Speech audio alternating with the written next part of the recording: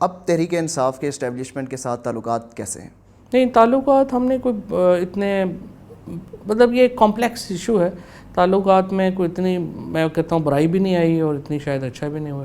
ہمارے تعلقات کبھی بھی بڑے خراب نہیں ہوئے. ہمارے تعلقات نون لیگ کی نہج پہ نہیں پہنچے ہیں.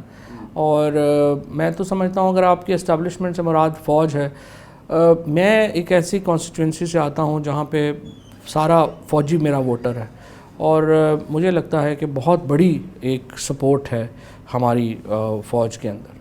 دیکھیے، پہلی بات تو یہ ہے کہ ایک تو یہ جو موجودہ قانون ہے اس میں تو پرابلمز ہیں. اس کو تو جو ہے وہ ختم ہونا چاہیے. آرمی چیف کی تعیناتی کا جو موجودہ قانون ہے اس بہت سکم ہے. سپریم کورٹ نے بھی اس کو پوائنٹ آؤٹ کیا.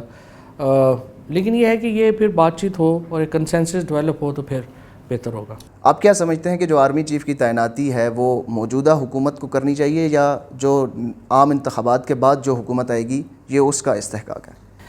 دیکھیے، بہتر تو یہی ہے کہ انتخابات کے بعد جو حکومت آئے وہ اس کو کرے. بٹ دین میرے خیال میں اس سے زیادہ ہم یہ ہے کہ پولیٹیکل پارٹیز کو مل کے ایک جس طرح سے یہ جوڈیشری میں طے کیا ہے ایک فارمولا ہے، اسی طریقے سے یہ بھی معاملہ ختم ہونا چاہیے. پاکستان میں یہ ہر 3 سال بعد اپوائنٹمنٹ یا ایکسٹینشن کا مسئلہ پڑ جاتا ہے. اس کا پولیٹیکل پارٹیز کو آپس میں بیٹھ کے ایک فریم ورک اور سلوشن بنانا چاہیے.